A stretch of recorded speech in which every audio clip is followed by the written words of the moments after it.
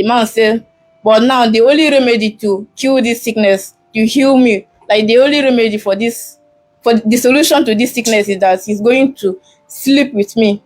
I have to sleep with him. That those people that you have healed from the same sickness is through sex. That his genotype is AA, and as my own is SS. That when he sleep with me, the blood we miss, I will be okay. Remember that particular time I'm still in secondary school. 22-year-old Euphemia Ede was born with sickle cell (SS), a painful blood disorder that had already claimed the lives of 3 of her siblings. The pattern was terrifying and seemed to be predictable since each of her sisters had died from complications of the disease when they reached senior secondary school 3, right after writing their final school certification exams. It was as if SS3 had become a death sentence in the Ede family. When Euphemia reached senior secondary school 3 in 2021, the family was scared that history might repeat itself. The thought of watching Euphemia suffer the same fate as her sisters did was unbearable to the family. Her parents and siblings desperately searched for any solution that could save her life. They were willing to try anything, explore any option, follow any lead that might break the deadly cycle that had haunted their family. It was during this desperate search that a glimmer of hope appeared, or so they thought. A girl approached Euphemia's elder sister with what seemed like an answer to their prayers. She told them about a pastor named Samuel Onyagoziri, the general overseer of Champions of the Truth Church in Abakaliki, Ebonyi State, Nigeria. According to this girl, the pastor was very powerful and had the ability to cure any kind of condition, no matter how serious. The family, drowning in desperation and fear, decided to reach out to Samuel Onyagoziri. When Euphemia was presented to him, the pastor spoke with a kind of confidence that seemed almost too good to be true. He told the young girl that he was powerful and had cured numerous people of conditions far more serious than hers. He claimed that sickle cell disease was an easy fix for someone with his spiritual abilities. He even told her stories about other people whom he had supposedly cured by changing their genotype from SS to AA. Euphemia was desperate to stay alive. She was young, naive, and terrified of dying before she could truly live. She was also a virgin who had never even had a boyfriend. What the bishop said next would change her life forever, but not in the way her family had hoped for. Bishop Samuel told Euphemia that for her to be cured, she would have to sleep with him for 7 consecutive days. He explained that his genotype was AA, and that after they became intimate, he would somehow transmit his AA genotype to replace her SS. He confidently declared that if she was not healed after being intimate with him for 7 days, then she would know that he was not a true man of God. Euphemia was shocked and confused. She told him she was a virgin and had not even had a boyfriend before, hoping this would make him reconsider. But the bishop made it clear to her that this was the only way to receive her cure. There was no other option, no alternative treatment, and no different path to her healing. With her heart heavy, Euphemia told her sister about the bishop's demand. Her sister cried after hearing what the supposed man of God was asking for, but they were desperate for a solution. The memory of their late sisters was too fresh and also too painful for them to walk away. Her sister said she could not sit and watch Euphemia die the same way their late siblings had gone. After much discussions and with heavy hearts, the family agreed for her to go forward with the supposed deliverance. In 2021, Euphemia moved into the bishop's house. The bishop did exactly what he had in mind, taking advantage of the vulnerable teenager. But after the 7 days had passed, Euphemia did not see any improvement in her condition. In fact, according to her, her sickle cell crisis actually got worse. The promised miracle never came. The healing that was supposed to happen remained nothing more than empty words. But the nightmare was far from over. Later on, Bishop Samuel asked Euphemia to pose for him so that he could take nude pictures of her. When she rejected his demand, the bishop revealed a darker and more dangerous side. He brought out a rifle and threatened to kill her, warning that nobody would know or do anything about it. Out of fear for her life, Euphemia gave in to his demands. He took the photos and kept them in his phone, creating a weapon he would later use to control her. Euphemia lived with Bishop Samuel from 2021 all the way to 2025. She did not stay with him by choice. She was forced to remain in his house through fear and intimidation. Each time she tried to leave, Samuel would threaten to kill her and also wipe out her entire family. He claimed he was highly connected to powerful people and could get away with anything. Out of fear, Euphemia remained trapped while her medical condition kept getting worse instead of better. Then came the final breaking point. In 2025, Bishop Samuel asked Euphemia to marry him. She rejected his proposal without hesitation. According to her, he was already married to another woman. He was old enough to be her grandfather, and he also had children who were older than her. The thought of marrying this man, who had already taken so much from her, was unbearable for Euphemia. This rejection hurt Bishop Samuel deeply, and he responded with a vicious threat. He vowed that he would leak all the indecent pictures he had taken of her and then post them on the internet. He promised that he would make sure no man would ever want to marry her again.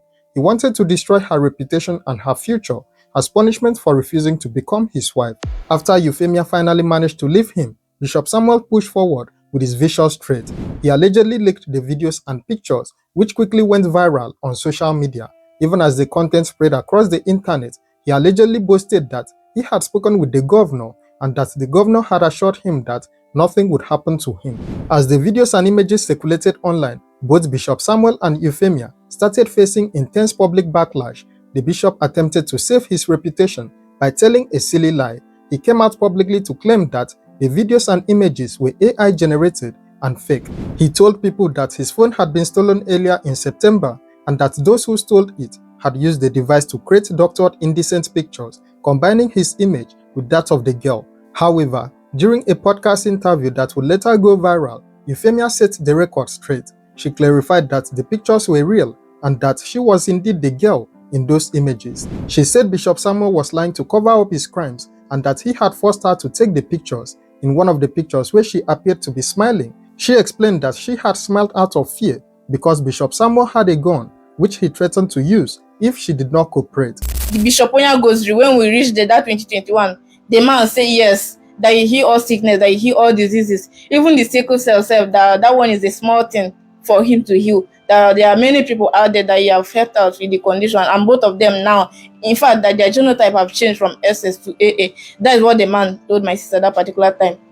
But unfortunately, after saying all this, the man said, but now the only remedy to kill this sickness, to heal me, like the only remedy for this, for the solution to this sickness is that he's going to sleep with me. I have to sleep with him. That those people that you have healed from the same sickness is through sex.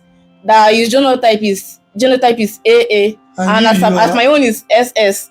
That when he sleep with me, the blood we miss, I will be okay. Remember that particular time I'm still in secondary school, so and as of that particular time, all my mind, all my focus was just how to get healed, how to be okay from the sickness. That was what is in my mind that particular time. So I was afraid. Remember that particular time, I have no boyfriend, nothing. I'm still a virgin in that my ancestry. So I don't have any boyfriend. I have not have anything like sex. I have not done it before. So this man was now telling me this type of thing. I said, okay, that me, so I'm still a virgin, that I cannot do this type of thing. But the man said, then, but this is the only remedy for you to be healed. That I'm going to sleep with him 7 days. That remember, all this thing is happening in that 2021. That I'm going to sleep with him 7 days. That once I sleep with him, if I'm not okay, then I will know that he's not a genuine man of God. That once he sleep with me these 7 days and I'm not okay, that then I will know that he's not a genuine man of God. So my people are already worried, and I'm already in that class when my other siblings used to die. So I have no option because of my condition, the type of crisis I'm having. Even as I'm talking to you and I'm still having the same crisis now, right now here. So I have no option that particular time than to just sleep with the man. So, but the one that pay me is that because you say that you heal me from that sickness. But the one that pay me is that after having sex with this man, remember that man is the one that break my virginity. That particular time, I'm still a virgin. I have no boyfriend. Yes, that man, Bishop Samuel goes is the one that break my virginity because the name of the church. Yes, Champions of the True Church is the name of his church. And that particular time, I'm still in SS3. I'm still a virgin. I have no boyfriend. I've not have anything like sex before. I've not done that in my life.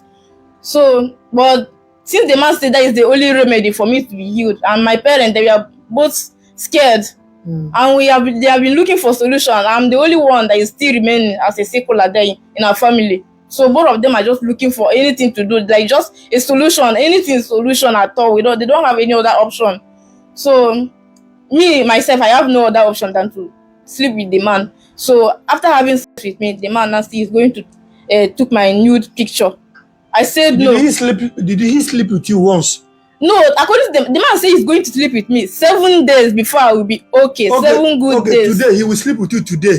Once. Tomorrow he will sleep with you. Till 7 days. Tomorrow he will sleep. 7 good days. 7 good days. And if I'm not okay, I will know that he's not a genuine man of God. And at the end, he still sleep with you 7 days. Yes, at the end, he still sleep with me 7 days, 7 complete days, that 2021. And the sickle cell disappeared. And the sickle cell, even the thing is even getting worse every day. Okay. I just asked the man, sir, please, can you tell me what you want to use this thing for? The man was like, it's not necessary that he's going to tell me. In fact, if I talk again, that he's going to shoot me, and nobody will even tell my whereabouts. And that particular time, it's only me and the man that is in that particular room. Even if I should shout, nobody will even come out for help. It's only me and the man. And he's out of threat. The man bring out his gun that he's going to kill me, he's going to shoot me, and nobody will tell my whereabouts. Okay, the man own gun.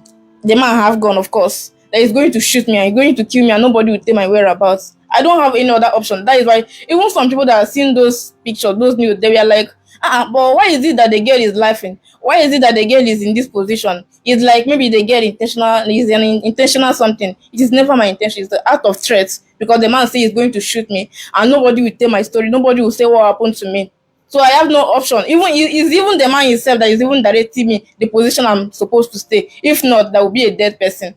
That's why I even have to smile just to save my life that particular day. I have no option other than to do whatever thing that the man say I should do. The man say if I should leave his house, that is going to do something that I will regret, that even no man will see me on this earth and the person will marry me, that what he's going to do to me, that no man on this earth will see me and marry me. I said, okay, you can go ahead and do your work, but the thing is that I cannot even stay with, talk more of saying this marriage everything. I cannot marry you, sir. I would rather prefer to go. Even the man even went further to say that as I'm going, that he's not interested of training me up in school, provided I say I'm packing my things, that I'm not going to marry him. That since I've said I'm not going to marry him, that he's not going to train me up in school again, that everything concerning him and my school again is off. That I'm going to become a school dropout. I say no problem, provided I not marry you. I don't have a problem with that. So I have to pack my things and go back to my village. So all this thing happened this year, August ending 2025. So when I reach home, this whole thing is not up to it's not up to 3 weeks. When I come back from the man's house, it's not up to 3 weeks. Then the man started posting my nudes. Those pictures that he took from that 2021, the man started posting it online. But the man, the intention, the reason why this man do this thing is just to tarnish my image, because the man have already told me that what he's going to do to me. Now rejecting that I will not marry him. That what he's going to do to me, that no man on this earth will see me and marry him. And the second part of this is that I'm going to be a school dropout. The revelations angered people across Ebonyi State and Nigeria as a whole. Residents, human rights activists, and concerned citizens called on the police, the Christian Association of Nigeria, and women's rights groups to ensure that Bishop Samuel faced justice for his actions. On Wednesday, October 1st, 2025, Bishop Samuel Onyagoziri was arrested at his residence in Abakaliki for interrogation and probable prosecution. The police confirmed that the general overseer was picked up and remained in custody while investigators built their case against him. At the time of making this video, this case was still under active investigation, and as more details emerge, you will be promptly updated. Hi, I'm Right Reverend Professor Samuel Onyagoziri, the Bishop of all Champions. I welcome you to the new month. I blow the trumpet of blessing in Jesus' name. Amen.